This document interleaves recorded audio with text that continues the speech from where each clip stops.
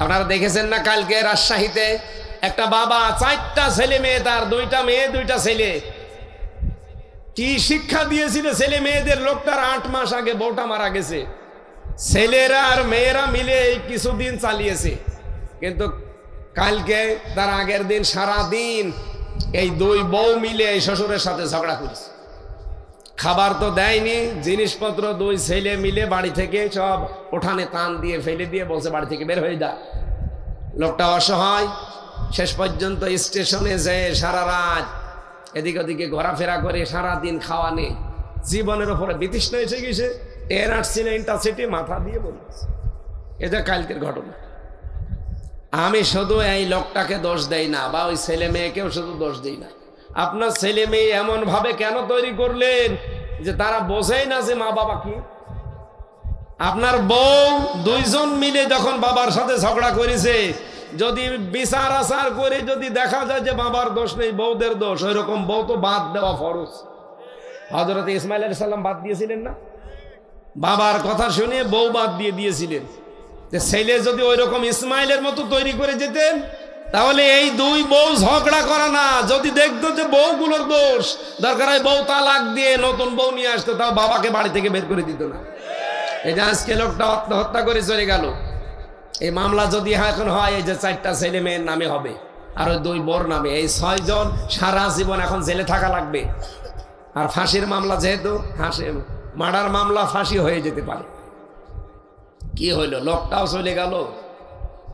আমরা এরকম সন্তান দুনিয়ায় রেখে যেতে চাই, আর এরকম কপাল আমাদের তৈরি হোক মা বাবার, আমরা চাই না। আমি আপনাদের হাতে পায়ে ধরে গ্যারান্টি দিয়ে বলছি, আপনি দেন শিবিরে আপনার ছেলেটা দিয়ে দেন, ইসলামী ছাত্রী সংস্থা দেন। আপনার রাগ হলেও আমি বলবো, কারণ আমি নিজে দেখতেছি। আমার আল্লাহ ছেলে দেয়নি, মেয়ে দিয়েছে, 3টা মেয়ে আমি ইসলামী ছাত্রী সংস্থায় দেব। আমি এই বিশ্বাস থাকবো যে জীবনে ওরা আমার মুখে মুখ তুলে চোখ তুলে কথা বলবে না, কারণ সেই শিক্ষা ওরা গোড়া থেকে পায়।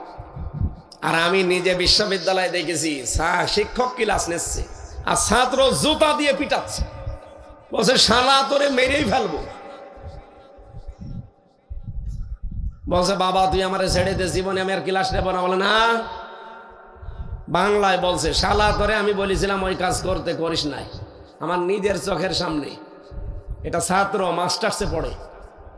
আর আমি এইটাও দেখেছি, শিক্ষক অজু করছে, ছাত্র পায়ে পানি ঢেলে দিচ্ছে।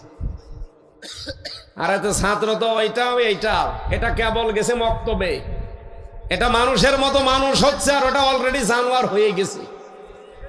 আপনাকে তৈরি করা লাগবে না কোরআনের ধাঁচে। বাংলাদেশ জামাত ইসলামের এখন গণসংযোগ দাওয়াতি সিস্টেম চলছে সারা বাংলাদেশে। আপনাদের দাওয়াত দিয়ে গেলাম, আপনারা খালি আসেন, জামাত ইসলাম করা লাগবে না, ছাত্র শিবির করা লাগবে না, খালি এসে দেখেন অন্যের তুলনায় যদি ভালো পান আপনি যোগ হবেন, যদি দেখেন না এর চাইতে উত্তম কিছু আছে আপনি সেখানে যাবেন, আমাকেও দাওয়াত দেন। আমি এর চাইতে আর খোলাখুলি কিছু বলতে পারলাম না। এরপরেও যদি কেউ না বোঝার ভান করে থাকেন, বাড়ি চলে যান। না আপনার কপালে ওই রাজশাহীর বাবার মতো শেষে টেনে কাট, এদিক তো ট্রেন নেই নাকি, ট্রেনে মরবে না, বাসে মরবে না, নদী আছে না, নদীতে ঝাঁপ দিয়ে মরবে। কি হৃদয় বিদারক একটা ঘটনা তৈরি করে গেল রাজশাহীর এই বাবা। একটা ভালো মানুষ দেখলাম, ভিডিওতে দেখতে পাচ্ছি দাঁড়িয়ে আছে, হঠাৎ ট্রেন আসতেছে, যে মাথা দিয়ে মরে গেল, সঙ্গে সঙ্গে শেষ, একেবারে 2 ভাগ হয়ে গেছে। আমার ভাইরা, এই যে খারাপ ধারণা করে একটা মানুষ কোথায় পৌঁছিয়েছে একটু খেয়াল করেন। ইমাম মালিক রহমতুল্লাহ আলাইহি, তার জামানায় 2 জন মহিলা একজন আর একজনের লাশ ধোয়াতে গেছে। পেটের ময়লা পরিষ্কার করার পর পুরা শরীরে পানি ঢেলে দিয়েছে, যেহেতু হাত দিয়ে পরিষ্কার করছে পুরা শরীর। হঠাৎ এই যে রানের উপরে হাত লাগিয়েছে, হাত আর ওঠে না, আটকে গেছে হাতটা। ইমাম মালিক ওই জামানায় তিনি প্রধান বিচারপতি মদিনার। প্রথমেই মামলাটা দিয়েছে এলাকায় যিনি ইমাম আছে তার কাছে, যেহেতু ইসলাম যদি কায়েম থাকে তাহলে এলাকায় বড় মসজিদের যারা ইমাম হবে তারা হবে বিচারপতি, তারা ওই যে মন্ডল হবে, মোড়ল হবে। তা আমাদের দেশে মন্ডল মোড়ল ওরা না, মন্ডল মোড়ল ওরা যারা জীবনে আষাঢ় কেউ পশ্চিম দিকে পড়ে না, এরকম মন্ডল। শেষ পর্যন্ত বিচার গেল প্রথমে এলাকার ইমামের কাছে। উনি বলছে এক কাজ করেন, মহিলা তো মারাই গেছে, ওর তো এখনই কবরে দিয়ে দেবেন, এই জীবিত মহিলা তো বেঁচে থাকা লাগবে। ওই মহিলার যে জায়গায় হাত আটকিয়ে গেছে ওখান থেকে চামড়া গোল করে কেটে বাদ দিয়ে দেন। সবাই বলছে ঠিক আছে, এটা তো ভালো বিচার। কিন্তু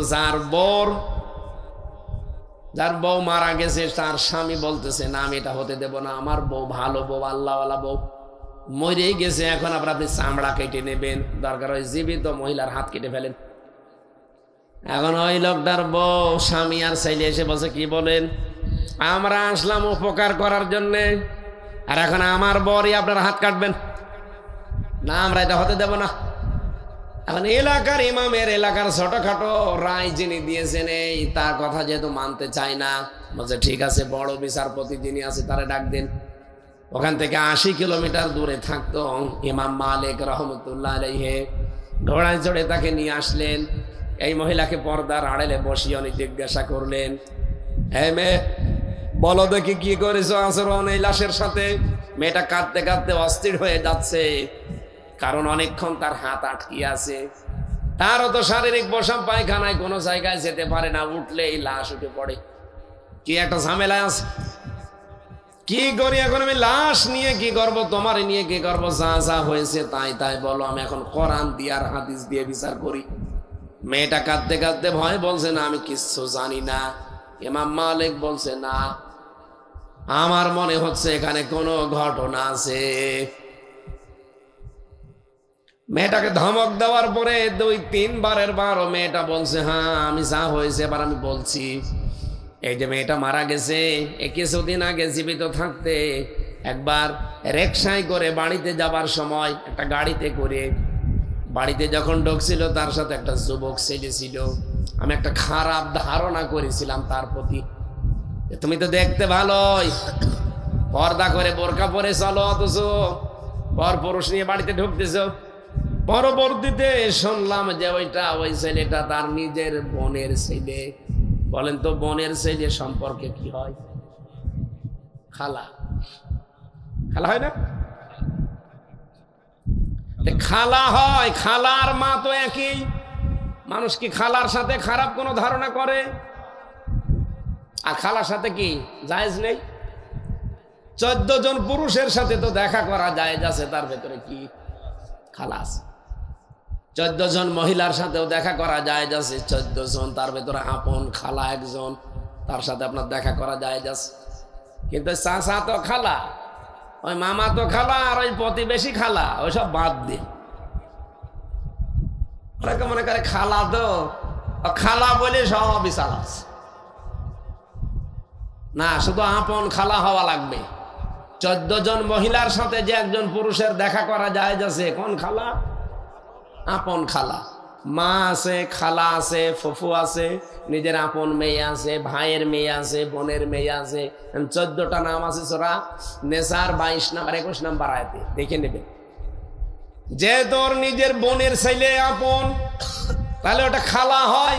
আর খালার সাথে তো খারাপ ধারণা করা ঠিক না, কিন্তু আমি তো ধারণা অলরেডি করে ফেলেছি। এই ধারণাটা করার কারণ থেকে এই যেখানে হাত দিয়েছে, হাত এরপরে আর ওঠে না। ইমাম মালিক বললেন আমার তো কিছু মনে হচ্ছিল, কারণ তুমি কিছু না কিছু করলে এই কাজটা হওয়ার কথা না। বিশ্বনবীর হাদিস আমি জানি, আল মুসলিমু মান সালিম আল মুসলিমুনা মিন লিসানিহি ওয়া ইয়াদিহি। ওইটাই তো মুসলমান যার হাতের দ্বারা আর মুখের দ্বারা অন্য মুসলমান শান্তি পায়। তুমি মুখ দিয়ে এমন কোন কথা কেন বললে যে এই কথাটা তার চরিত্রে গিয়ে লেগেছে? যেহেতু তুমি ধারণা করেছিলে এই কথাটা, তোমার সাক্ষী আজকে জোগাড় করা লাগবে।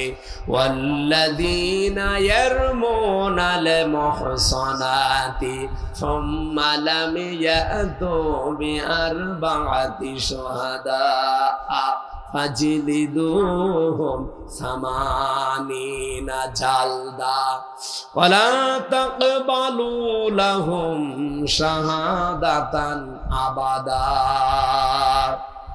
সূরা নূরের 3 নম্বর আয়াতে আছে, 4 নম্বর আয়াতে আছে, আল্লাহ পাক বলেন কোন সতী সাধবী মেয়ের উপরে যদি কেউ জেনার তহমত দেয় ব্যভিচারের, ও যদি 4 জন সাক্ষী জোগাড় করতে না পারে তাহলে তার শাস্তি হবে 2টা। 1 নম্বরে জীবনে কোনো দিন তার এই সাক্ষী আদালতে আর গ্রহণযোগ্য হবে না। 2 নম্বরে তাকে 80টা বেত মারা লাগবে চামড়ার চাবুক দিয়ে। যেহেতু তোমার কোনো সাক্ষী নেই, আর তোমার সাক্ষী জীবনের কোনোদিন বেঁচে থাকতে আর গ্রহণ করা হবে না আদালতে। 2 নাম্বারটা কি? 80 বেত মারা লাগবে তোমারে। জাল্লাদকে ডাক দাও, ওমাই ইয়াকসিব খাতিয়াতান আও ইসমান সুম্মা ইয়ারমি বিহি বারিয়ান ফাকাদ ইহতামালা বুহতানা ওয়া ইসমান মুবিনা। সূরা নিসার 112 নম্বর আয়াত। কোন মানুষ যদি দুনিয়াতে নিজে অপরাধ করে, ওই অপরাধটা একটা ভালো নির্দোষ নিরপরাধ মানুষের মাথার উপরে চাপিয়ে দেয়, আল্লাহ বলেন যেন প্রকাশ্য পাপের বোঝা বহন করে বেড়ায়। আর এটা বাংলাদেশে সবচেয়ে বেশি। এই কথা বলছেন, যেহেতু গোনা হয়েই গেছে, এখন শাস্তি তোমারে পাওয়া লাগবে। জল্লাদকে নিয়ে এসে বলছে চাবুক লাগাও, নয়তো হাত উঠবে না। 79টা হয়ে গেছে মারা, খোলে না। জল্লাদ ডাক দিয়ে বলে, কি বলেন আপনি? 80টা মারতে বললেন, আর একটা বাকি আছে, কিন্তু হাত তো সেখানে আছে। ইমাম মালিক বললেন, না, আমি রসুলের কথা আল্লাহর কথা 100 ভাগ বিশ্বাস করি, তুমি বিসমিল্লাহ বলে বাকিটা লাগাও। যেই দিয়েছে হাত গেছে খুলে। মাগুরাবাসী কি বুঝলেন আপনি? এখান থেকে আন্দাজে একজনের উপরে খারাপ ধারণা নিক্ষেপ করবেন আর মনে করছেন কিছুই হবে না। এই জন্য আল্লাহ বারবার নিষেধ করছে। কোরআনে বহু জায়গায় আমি আয়াত পেয়েছি, ধারণা ধারণা ধারণা করবা না আন্দাজে। এক জায়গায় বসলে শুধু গীবত করো একে অন্যের বিরুদ্ধে। তুমি কি জানো এটার দ্বারা তোমার এলাকার মানুষ পর্যন্ত আল্লাহ দোয়া কবুল করা বন্ধ করে দেয়? এই জন্য আমাদের অবস্থা মনে হয় এই, এত দোয়া করছি তারপরও কবুল হচ্ছে না ইসরায়েলের জন্য। কথা বলেন। আমার মনে হয় এই যে গীবত করা মানুষ, এই তহমত দেওয়া মানুষ এলাকায় আছে। যদি থাকেন আপনি চলে যান, নয়তো দোয়া করলে এই মাহফিল মাঠে মারা যাবে। যারা একে অন্যের দোষ চর্চা করেন, নিজে দোষ করে অন্যের উপরে চাপিয়ে দেন, এরকম মহিলাও যদি থাকেন, পুরুষ যদি থাকেন, চলে যান। ওই যাক চলে যাচ্ছে, যাক যাক যাক, ও থাকলে দোয়া কবুল হবে না, চলে যান। ওরকম মানুষ দরকার নেই। আমি জেলে বসে বসে কয়েকটা কাজ করেছিলাম গোপনে, ওরা তো আমার লিখতে দিত না। খুব কষ্ট করে মেয়েদের জীবনে নিয়ে, যে দাম্পত্য জীবনে, পারিবারিক জীবনে আমাদের যে মারামারি, ঝগড়াঝাটি, কলহ, এটা কেন হয় 27টা কারণ লিখেছি। আর এটা কিভাবে মিটাতে হয় কোরআন দিয়ে আমি 120 পৃষ্ঠা করেছি। বই এনেছো? এতে কয়েকটা বই আছে। আপনারা আপনাদের মেয়েকে পড়াবেন, বউকে পড়াবেন, খালাকে পড়াবেন, ফুফুকে দেবেন, চাষিকে দেবেন। যদি উপহার দিতে চান এটা নিয়ে যেয়ে দিয়ে দেবেন, বলবেন এটা পড়ো। নিজের বউকে অন্তত 2-3 বার পড়াবেন। একটা পুরুষের জন্য আছে আর একটা মেয়েদের জন্য আছে।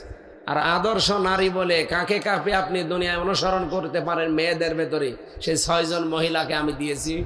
এটা যাওয়ার সময় আশা করছি এখান থেকে নিয়ে আপনারা দিয়ে দেবেন। 12টা বাজে।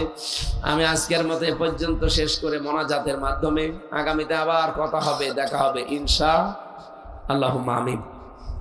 লা ইলাহা ইল্লা আনতা সুবহানাকা ইন্নী কুনতু মিনাজ জালিমিন।